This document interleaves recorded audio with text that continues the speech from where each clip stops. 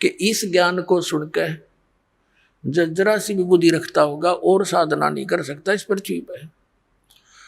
तो फिर क्या हुआ, धर्मदास जी ने अब ना तो वह भक्ति और करी, अपनी जो ले रहा था कागज पत्र सारे धर दिए तय करके। अब बता के करूं फिर, इसका मंत्र गीता में नहीं, आराम इसने रटन लाग रहे।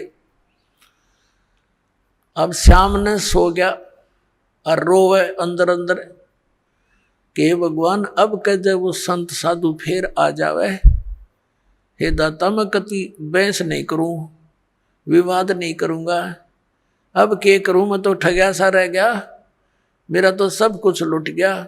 ये भक्ति तब करने की इच्छा कति नहीं बनती। सारी रात ऐसे ही करवट बदल बदल कर बखत से उठ लिया। अब उसने सोची खाना बना, उठ के वक्त खाना बना लिया ना तो वो पहले लिपा पोती कराया करता, पूजा पाजा की सारी सामग्री जुटाया करता, रोटी बनाने लग गया वक्त से उठ के। अकीब क्या करूं बता, और तो कोई काम रहा नहीं। अब खाना बनाने के लिए जंगल से लकड़ी तोड़ कर ला रखी थी शाम को, सुबह वक्त से यानी सूर्य उदय होने से पहले लकड़ जला लिए। एक मोटी लकड़ी अन्य सहयोगी लकड़ी लगा कर चूल्हा जला दिया, आग अग्नि जला दी, प्रज्वलित कर दी, अपना खाना बनाया, सब्जी बनाई, फिर रोटी बनाई। धीरे धीरे वह लकड़ी जलती जलती चूल्हे के निकट आ गई, पिछला हिस्सा उसका। तब तक सूर्य उदय होने वाला हो गया, प्रकाश सा खूब अच्छा हो गया। अब उसकी नजर कहाँ गई, उस मोटी लकड़ी के पिछले हिस्से पे एंड पर वह थोथी थी, अंदर से होलो थी और उसके अंदर चींटियां थी। चींटियां अपने अंडे ले लेकर बाहर निकल रही थी और उस लकड़ी के पिछले हिस्से पर कुछ गिल्ली होने के कारण, जलने के कारण एक तरल पदार्थ सा तेल की तरह उबल रहा था। उसके पिछले हिस्से पर एक थोड़ी सी आधी गीली लकड़ी हो थोड़ी बहुत, तो उसका एक ऐसा तरल पदार्थ सा पीछे उबल रहा था, पिछले एंड पर उबलता रहता है। अब वो आगे तो अग्नि फूंक रही, बाहर निकलने की चेष्टा करें तो उसके ऊपर गिर गिर के वहां जल रही, चटक चटक हो रही है। अब उसका ध्यान गया, रो तेरे की जुल्म कर दिया, ओहो हुआ तो बड़ा घोर पाप हो गया। भगत दयालु होते हैं। अब उसने सोचा हे भगवान आज तो अनर्थ हो गया, इतना पाप जिंदगी में कभी देखा नहीं। अरे यार इतनी लंबी लकड़ी थी, हाँ इसमें तो पता नहीं लाख जल गई, 50,000 जल गई है भगवान चीटियां। अब उसने फटाफट वो जल बुझा दिया, जल डालकर लकड़ी तो, और सोचा कि इसे पाप के अन्न को मैं नहीं खाऊंगा, इस पाप के भोजन को नहीं खाऊंगा, किसी साधु संत को खिला दूंगा। इस उद्देश्य से सारे भोजन को लेकर रखकर थाली में चल पड़ा, क्योंकि मथुरा के आसपास ये भगत साधु संत घूमते ही रहते हैं। उस समय परमात्मा ने हिंदू साधु का रूप बना लिया, लाल से कपड़े अपने ऊपर कर लिए, और हिंदू धर्म के लोग ऐसे ही लोगों को साधु मानते हैं। धर्मदास जी ने देखा कि सामने एक महात्मा बैठा है, उसके पास गए और कहा महात्मा जी भोजन खा लो। परमात्मा ने कहा रख दे धर्मदास, भूख लगी है भाई। अब धर्मदास जी ने देखा कि ये आदमी मुझे कैसे जानता है, ध्यान किया और ऐसे लगता है कुछ देखा हो, लेकिन वेश बदल रखा भगवान ने। सोच लिया कि मैं भंडारे करता रहता हूं, कभी आया होगा भंडारे में महात्मा धर्म यज्ञ में। तो कहा महाराज भोजन खा लो। का अच्छा भाई। अब परमात्मा कबीर जी ने क्या किया, लोटे में जल ले रखा था अपने में, उसमें से जल लिया चुलू में, एक मंत्र हा बोला और पूरी बात पर छटक, जितना भी भोजन था सारे पर छिटक दिया, छींटे मार दिए। उसी समय सारे भोजन की चींटी बन गई और सारी थाली काली होगी और चींटियां अंडे मुंह में लेकर के बाहर निकलने का प्रयत्न कर रही हैं, पूरी थाली में घूम रही हैं, भोजन नहीं रहा।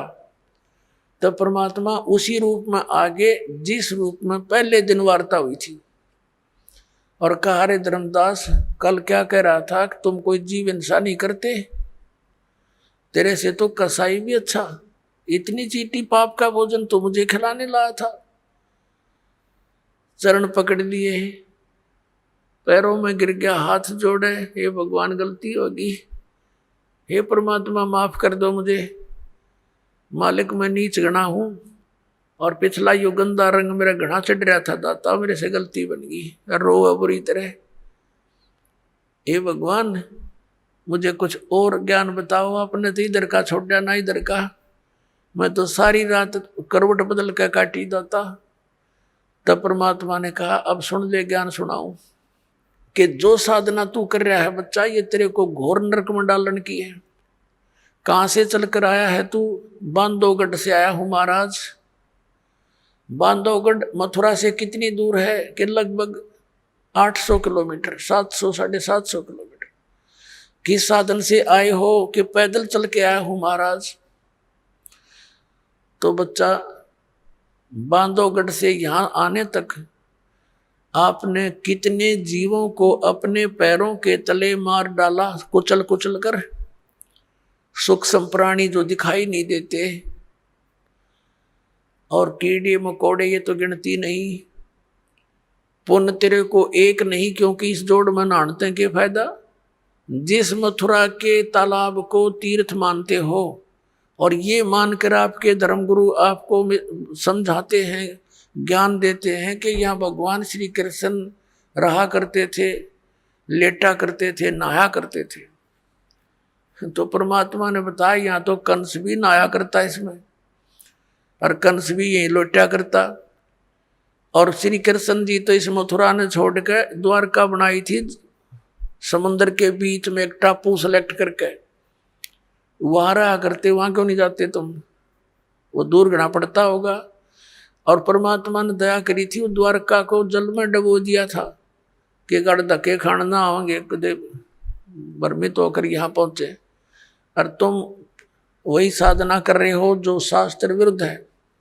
अब धर्मदास जी, तीर्थ में नहाने का तो एक भी पुण्य को नहीं।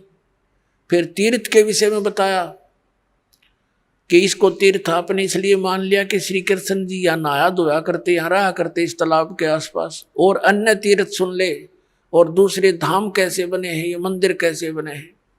जैसे अमरनाथ का मंदिर, जहाँ तुम मोक्ष उद्देश्य से जाते हो बोली आत्माओं, वो अमरनाथ कैसे कहलाया? कि भगवान शिव जी ने अपनी पत्नी पार्वती को उस स्थान पर मंत्र दिया था जिसको तुम अमर मंत्र बोलते हो, और वो हमारी फर्स्ट एड है, प्राइमरी क्लास की पढ़ाई है। ये प्रथम मंत्र जो आपको दिया जा रहा है, ये मंत्र 5 मंत्र बीच बीच के ये पार्वती को दिए थे। उसका तुमने पता भी कोई ना कौन सा हो, अमर मंत्र अमर मंत्र अमर मंत्र करते फिरते हो।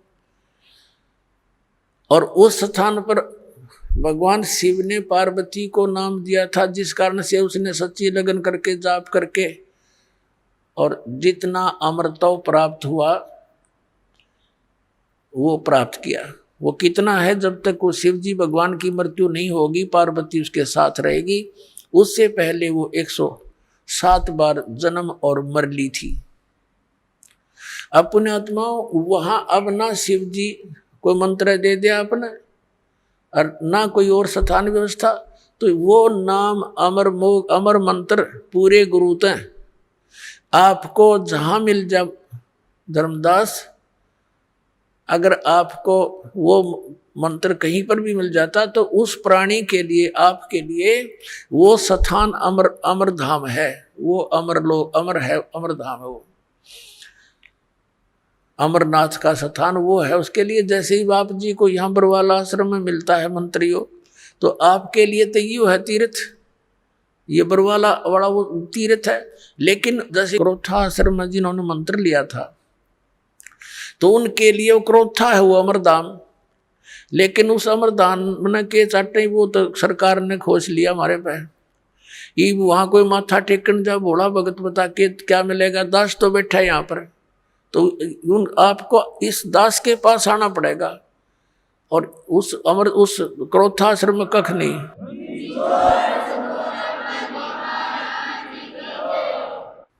तो इस प्रकार उनको समझा के फिर बताया। धर्मदास जी कहने लगे महाराज मेरा कति आत्मा गंदे रंग में रंगी हुई थी अज्ञान से, आपने बड़ी दया कर दी, मेरी आंख खोल दी। फिर परमात्मा ने सृष्टि रचना सुनानी शुरू की। अब काल फिर भी अंदर घुसा रहता है। धर्मदास जी ने कहा महाराज जी एक बात करूं, अकर भाई प्रश्न करूं, एक करो। आप कहते हो कि राम और कृष्ण यानी विष्णु जी कुछ नहीं कर सकते। ये भगवान एक बार मोर ध्वज राजा का पुत्र ताम्रध्वज आरे से चरवा के श्री कृष्ण जी ने और जीवित कर दिया था भगवान। बता हम कैसे माने उनमें शक्ति नहीं है। परमात्मा ने कहा मैंने ये नहीं कहा कि इनमें शक्ति नहीं है, पर ये आपको मोक्ष नहीं दे सकते, आपके प्रारब्ध के कर्मों का नाश नहीं कर सकते, आपके आने वाले जो कर्म में कष्ट लिखे हैं मृत्यु है उसको टाल नहीं सकते। ये परमात्मा ने कहा कि जैसे मोर ध्वज राजा के पुत्र ताम्र ध्वज को तो श्री कृष्ण जी ने आरे से चिरवा के मृत्यु होने के बाद उसको जीवित कर दिया, शरीर भी सेट कर दिया, जोड़ दिया ज्यों का त्यों। इतनी पावर तो है इनमें। लेकिन इनका सगा भांजा अभिमन्यु प्रथम दिन युद्ध में मारा गया था चक्रव्यूह में।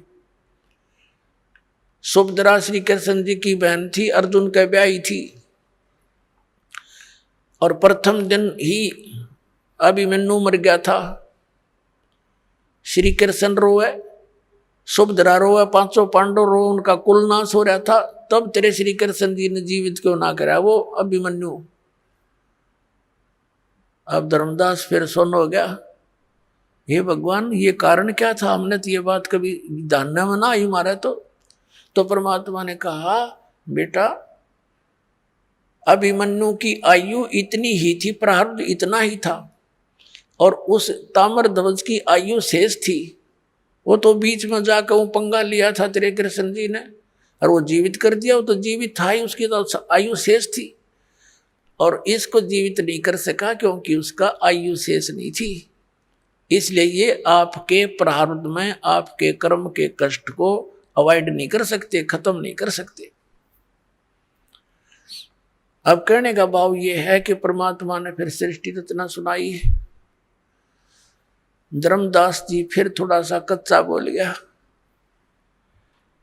कहने लगे महाराज जी जैसे सुदामा जी का थोड़े से चावल खा के और एक महल बना दिया था सुंदर। परमात्मा कहने लगे भाई तेरी बुद्धि तो कति गड्ढे में पड़ी है बेटा। अरे के कला तोड़ दिया, एक महल बना दिया था, एक मंत्री बनवा दिया अपने मित्र का, इतना महल था यहाँ के मंत्री राजा लोग बना दे। इस तो मोक्ष हो गया उसका सुदामा का। ना मोक्ष श्री कृष्ण का, जन्म मृत्यु कृष्ण की मिटे, श्री कृष्ण की मिटे नहीं, ना सुदामा की उसके पुजारी की। तो पुण्यात्मा धर्मदास जी कुछ कहने लगे महाराज जी आप तो हमारे देवताओं के पीछे पड़ लिए।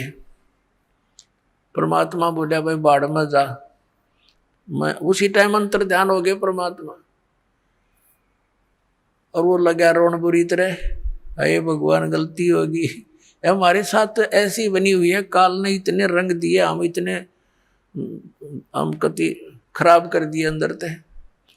अब रो रहा है, देख रहा है ऊपर और नीचे, ये भगवान कहाँ गए। अब उसके बाद बरसाने में जाते हैं, ये मथुरा से फिर बरसाने में जाते हैं। बरसाने में ना जानते नहीं होगा, मथुरा गया हुआ यात्रा पूरी नहीं। बरसाने में किस लिए जाते हैं कि राधा बरसाने की लड़की थी और श्री कृष्ण से मिलने आया करती थी।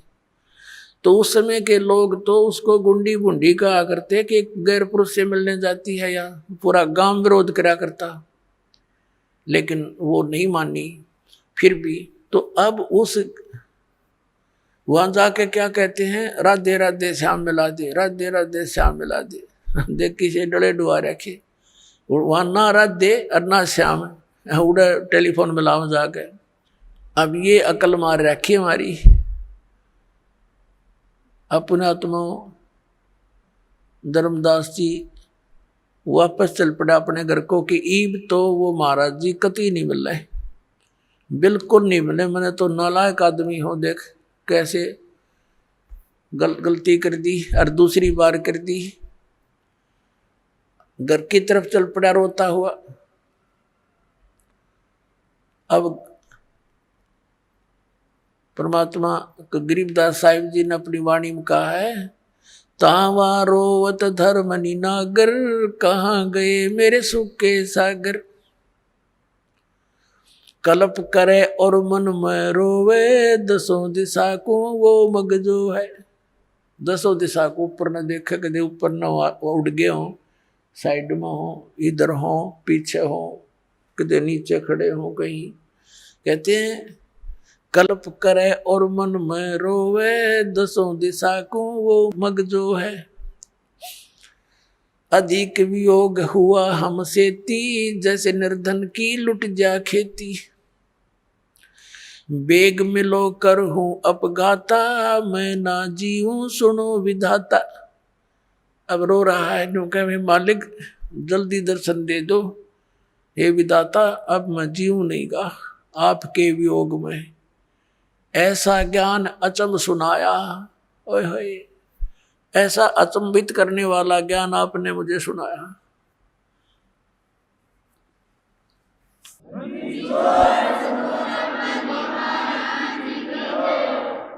अब रोता रोता घर पे आ गया, सारे आंसुओं से कमीज भीग गया।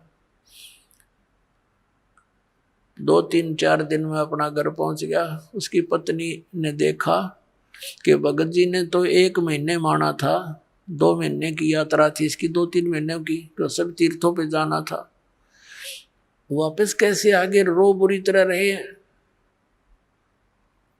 तब आमनी देवी नाम था उस धर्मदास जी की धर्मपत्नी का। उसने कहा कि क्या हो गया भगत जी, कैसे वापस आ गए। वो सुन नहीं रहा था, वो उसकी बात का उत्तर नहीं दे पा रहा था, वो रोई सी बुरी तरह रहा था। उस इतना अंदर से कलेजा भर भर के आ रहा था, उसका बोल नहीं निकल रहा था। और अपने घर के बीच में जाकर कमरे में और जमीन पर गिर के बहुत बुरी तरह रो रहा था, जैसे किसी का कोई स्वजन मर जाता है। अब आमनी भी रोने लगी बैठ के, क्या घटना घटेगी भगत के साथ। तो उसने सोचा अपनी सोच से, क्योंकि धर्मदास जी था खुले हाथ का, आमनी देवी थी थोड़ी सी कंजूस टाइप की। ये धर्म बहुत करा करता, भंडारे साधु संतों को बुलाता, साधु उनको कंबल कुंबल साथ में देता, तो यह टोक टाक दिया करती जी, दान हिसाब का होया करे, इतना मत खर्च करो, बालक भी पालने हैं। तो इसने नो सोचा आमनी देवी ने कि मैं भगत जी को टोक टाक दिया करती, और इसका लगता है किसी ने रास्ते का जो पैसा था लेके गया था, यो धन यात्रा खर्च, वो निकाल लिया। अरे इसका काम अधूरा रह गया धर्म का। और ये इसलिए रो रहा है कि अब ये नो सोच रहा होगा कि मैं पैसे मांगूंगा और या फिर ना नुकर करेगी। और ऐसा किया हुआ धर्म फिर व्यर्थ होता है। तो उसने इस विचार से कहा कि हे भगत जी, कोई बात ना, किसी ने आपका यात्रा खर्च निकाल भी लिया होगा, आप और ले जाओ, कि आपके धन की कमी है, आपको भगवान ने कितना दे रखा। उसको एक सांत्वना दिलाने के लिए वो इस प्रकार की उसकी सैंपति सी कराने लगी। काफी देर रोता रोता जब मन थोड़ा सा ठीक बोलने के हिसाब में हुआ, तब कहने लगा, आमनी देवी, यदि मेरा वो धन निकल जाता तो कोई बड़ी बात नहीं थी, वो और ले जाता मैं, लेकिन मेरा ऐसा धन गया, वो मुझे अब मिले नहीं और मैं जीऊं नहीं। तो वो कहने लगी ऐसा कौन सा धन था? तो उसने रोते रोते सारी कथा सुना दी जो मालिक ने सुनाई थी। आमनी इस बात में बहुत तेज माइंड की समझदार बेटी बहन थी। उसने कहा हमने राम कृष्ण जी कभी मिले या शंकर भगवान मिले हो, और चलो मिल भी जाते जब उनकी सती थी सारी स्पष्ट होगी। आप तो बिजनेसमैन थे, ये सौदा चूक कैसे गए? आप तो व्यापारी आदमी हो, हमने के रिश्तेदारी थी रामकृष्ण के साथ। जब हमने सही मार्ग मिल गया तो हमने ये आपने ग्रहण क्यों ना किया?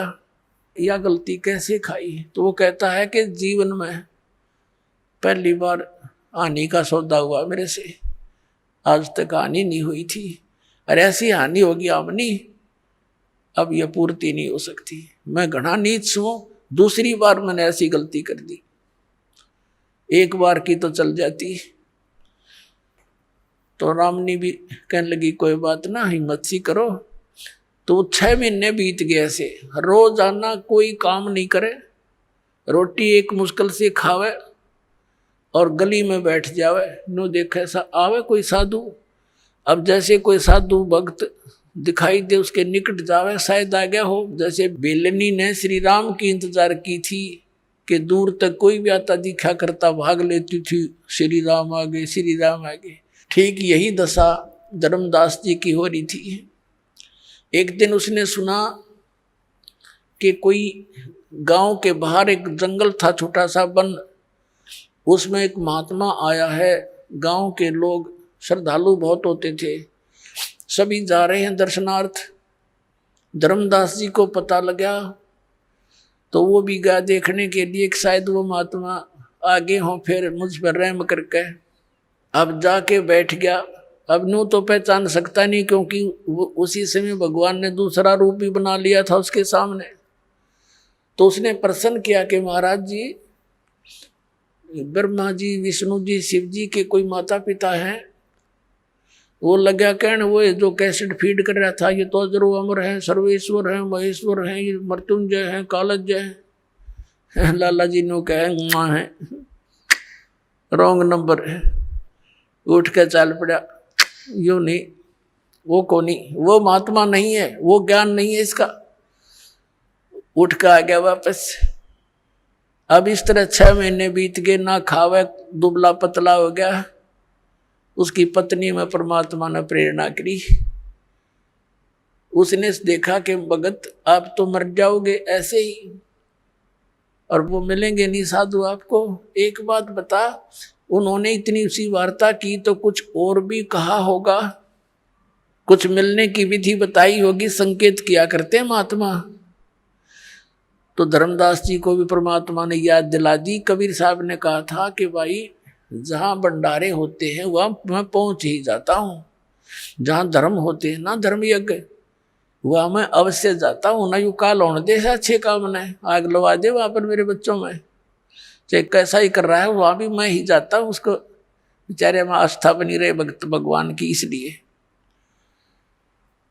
तो उसने ये बात बताई आमनी को। आमनी कहने लगी फिर तो बन गई बात, आप भंडारा कर दो, आपका धन बतेरा, परमात्मा ने दया कर रखी, सेठ हो आप तो, और भंडारा कर दो। अब उसने कहा था 1 दिन का, उसने 3 दिन का धरा, क्योंकि खुले हाथ का था कि कदे 1 दिन में ना आवे मात गुरु जी, महात्मा जी। 3 दिन का धर्म भंडारा कर दिया और बहुत दूर तक चिट्ठियां भेज दी। अब साधु संत आए प्रथम दिन, और धर्मदास जी तो अपना वो जैसे सर्प की मणि गुम हो जाती है, वो तो वो ही देखता है। भंडारा खाने वाले खा रहे हैं, खिलाने वाले खिला रहे हैं, और वो यूं देखता जा रहा है। देखा कि नहीं आए, सारा दिन गया। फिर बैठ कर रोया सारी रात। सुबह फिर यही सती थी रही, अगले दिन भी। तीसरा दिन बाद दोपहर हो गया, और अंदर से जो वास्तविक पुकार, हृदय की पुकार उसने की कि हे परमात्मा, या तो आज दर्शन दे दियो अपने दास ने, नहीं सुबह आपका दास जीवित नहीं रहेगा, आत्मघात करूंगा। आत्महत्या करके मरूंगा, मेरे पर जिया नहीं जा सकता, वो भक्ति में कर नहीं सकता, और आगे की कोई रास्ता मिला नहीं, इस जीवन में इसका क्या करूंगा मैं, ऐसे पशु जैसे जीवन को जी कर। ये फाइनल फैसला उसने हृदय से कर लिया। वो तो अंतर्यामी है कि आज बात बिगड़ेगी। एक कदम का पेड़ था, जहां वो भंडारा चल रहा था उसे 100 फुट की दूरी पर परमात्मा आकर वहां विराजमान हो गए सतलोक से चलकर। 1 मिनट में जहां से जहां पहुंच जाते हैं। और धर्मदास जी देख ही रहे थे, कोई साधु संत वहां बैठों को देखकर फिर इधर उधर देखा तो सामने क्या देखा, को हो ये बैठे हैं। एकदम दौड़ा दौड़ा गया और निकट से देखा कि तीजों का त्यों स्वरूप है और जिंदा महात्मा का रूप है। चरणा में पड़ गए, सीने के लिपट गए, जो कर बालक के चिपट जाकर, बालक अपने माता पिता के चिपट जाकर ऐसे, और कहने लगे महाराज, वो आंखों में देखे आंसू भराए, ये परमात्मा माफ कर दियो, इनका छोड़ कर ना जाइयो अपने दास को। उसका न्यू हो रहा कि वे चले ना जा, छोड़ू नहीं कती, चाहे क्यों कर कम करना पड़ो, कुछ भी करना पड़े। तो परमात्मा कहने लगे कोई बात ना बेटा, मैं तेरे लिए आया हूँ, और ऐसे कर इन सबको फारिग कर दे, मेरा भेद ना बताना, जिक्र ना करना। क्योंकि मालिक को पता था जैन मत 1-2 सिर फिराई साधु रह गया ना डे, यहाँ इसके साथ मैं बताऊंगा तो ये उल्टे खुटे ठोक के इसने और खराब कर देगा। तो परमात्मा ने कहा इन्हें निकाल फटाफट तुम। और वो हाथ जोड़े, महाराज जाइयो ना, अकना बेटा मेरा वचन है नहीं जाऊंगा। तो उन्हें फटाफट आकर उनको विदा किया, जो देना जाना था वो फारिग करे। और महाराज जी चलो दास की कुटिया है। अब घर ले आए भगवान को। आमनी देवी ने कहने लगा कि आजा आजा मेरा पा गया धन। एक मुड्ढा सा बैठना दे दिया, भगवान बैठ गए कबीर साहब। पति पत्नी दोनों एक एक पैर पकड़ के और मालिक के चरणों में बैठ गए। आमनी देवी ने कहा महाराज जी आपका भगत तो बहुत नरमात्मा का है, इतनी कड़ी परीक्षा नहीं लेनी चाहिए थी, ये तो रो का मर जाता, मैं थोड़ा सा हिम्मत देती रहती इसको।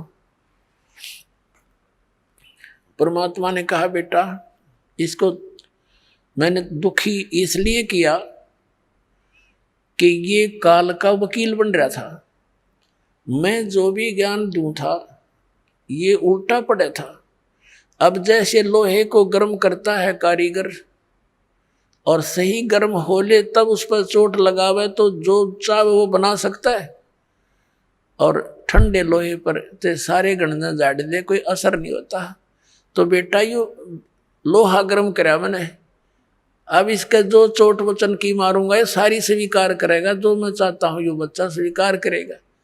और नहीं तो मैंने 2 दिन हो गए थे इसके लिए माथा मारते ने, हाँ भर ले फिर मुकर जा, अब यू सारी मानेगा।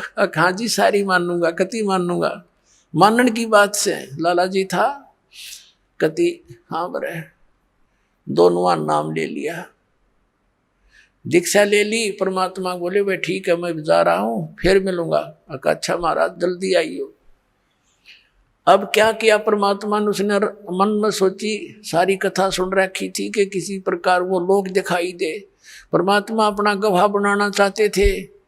उस आत्मा को निकाला सुख स्वरूप में आके और सतलोक में लेकर गए। पीछे से धर्मदास जी बेहोश हो गए। 3 दिन और 3 रात तक अचेत पड़े रहे, मरे नहीं, दिल धड़कता रहा, श्वास चलती रही लेकिन अचेत थे। रिश्तेदार इकट्ठे हो गए, आसपास का गांव जितने भी थे सब बहुत गुणे लोग, क्योंकि सेठ था। जंतर मंत्र झाड़े, सब दवाई जड़ी बूटी कर ली, कोई आराम नहीं हुआ। और परमात्मा निकाल कर ले गए सतलोक में। सारी सती थी दिखाई, जैसे परमात्मा ने अन्य आत्माओं को दिखाया था। आदरणीय मलुकदास साहिब जी को, आदरणीय नानक साहिब जी को, आदरणीय दादू साहिब जी को, आदरणीय गरीबदास साहिब गाँव छुड़ानी जिला जद्दर वाले को, आदरणीय घीसा दास साहिब जी गांव खेखड़ा जिला मेरठ उत्तर प्रदेश वाले को। ये तो दास के नोटिस में है, बाकी और तो बहुत बड़े पुण्यात्माओं को साथ ले गए होंगे। तो ऐसे धर्मदास जी को भी सब दिखा दुखू कर वापस छोड़ा। तीसरे दिन और धर्मदास जी जब उठे सचेत हुए, महाराज जी कहाँ हैं, महाराज जी कहाँ गए, कहाँ गए, अरे कहाँ गए। अब घर वाले ने सोचे चलो ये भगवान जीता गया, यूं जीवित तो हो गया। और परमात्मा ने कहा था मैं काशी के अंदर भाई जुलाहे का काम करूं और सतनाम दूंगा, वहां आ जाइए। अब फिर वो कहाँ रुका था, सीधा पहुंचा वहां पर काशी में। वहां देखा भगवान के चरणों में गिर गए और फिर सारी वार्ता हुई। अब पुण्यात्माओं, दास ने क्या बताना चाहा था शुरुआत में कि आप जी जो है कितने पुण्यकर्मी प्राणी हो। परमात्मा ने उस समय कहा था, धर्मदास ने जब देख लिया आंखों सारा और कहा भगवान आपको देख लिया, सारी स्थिति का पता लग गया, ब्रह्मा विष्णु महेश से मेरी वार्ता आपने करवा दी, ये अपने आप के हमारा नाश जन्म मृत्यु होता है। तो इसका मतलब मालिक ये वेद और जितनी भी कुरान पुराण सारी झूठी है। तब परमात्मा ने कहा बेटा ये वेद और किताब झूठे नहीं भाई, झूठे हैं ये समझे ना, इनमें सारा कुछ लिखा है मेरे बारे में और सच्चाई जो है इसमें सारा कुछ है। ब्रह्मा विष्णु महेश की जन्म मृत्यु होती है, इनके माता पिता हैं, इन पुराणों में सारा लिखा है। लेकिन बेटा अभी इसको डिस्क्लोज ना करना। और फिर जब कलयुग 5500 वर्ष बीत जाएगा तब मैं इस अपने बच्चों को अपनी महिमा से परिचित कराऊंगा। तो धर्मदास ने कहा है भगवान अभी तो कलयुग का अच्छा सा समय है और पिछली पीढ़ी आवेगी उस समय तो कलयुग में और घने लोग बिगड़ जाएंगे। परमात्मा आज आपकी बात को कोई मानने को तैयार नहीं, उस समय कौन स्वीकार करेगा। तो परमात्मा ने कहा उस समय मैं सबको शिक्षित करूंगा और बेटा उस समय मैं स्वयं आऊंगा और इन सब को यथार्थ ज्ञान से परिचित कराऊंगा। तो पुण्यात्माओं धर्मदास जी को समझाया कि धर्मदास मेरी लाख दुआई, ये सार नाम की दबार ना जाई। और सार नाम बार जो पढ़ी बिचली पीढ़ी हंस नीतर ही। फिर दोबारा कहा कि धर्मदास मेरी लाख दुआई, ये मूल ज्ञान की दबार ना जाई। ये जो ज्ञान मैंने तुझे बताया अभी ये डिस्क्लोज ना करना, यू नहीं तो ये बिचली पीढ़ी हंस नीतर ही। मूल ज्ञान तू तब तक छुपाई जब तक ये 12 पंथ मिट जाए। ये 12 काल के जो पंथ चले हैं इन ये अपना कह सुन लेंगे सारी कुछ, ये सारे चल लेंगे जब तक इनका एंड हो लेगा जो कुछ ये कहना चाहते हैं उसका। और फिर मैं स्वयं जाऊंगा या अपना अंश भेज दूंगा। मालिक ने कहा है कि जो गरीबदास जी का 12वां पंथ होगा, ये 12 पंथों में से अंतिम पंथ, तो उसी में आगे चलकर मैं आऊंगा। तो परमात्मा नहीं आए तो दास भेज दिया।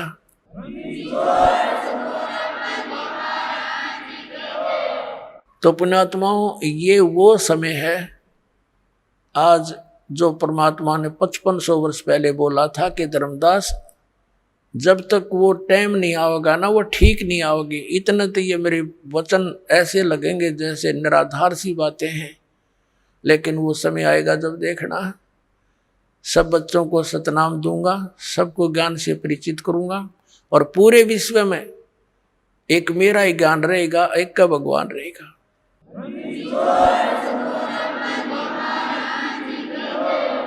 और सबको सतनाम दे करके पार करूंगा, मेरा वायदा है। तो पुण्यात्माओं आज आपका जन्म इस समय में है। आप कितने पुण्यकर्मी प्राणी हैं, कोई लेखनी नहीं दास के पास, कोई शब्द नहीं जो आपकी किस्मत को बता सकूं। धन है आपके माता पिता जिनसे जन्म हुआ। बोलो सतगुरुदेव।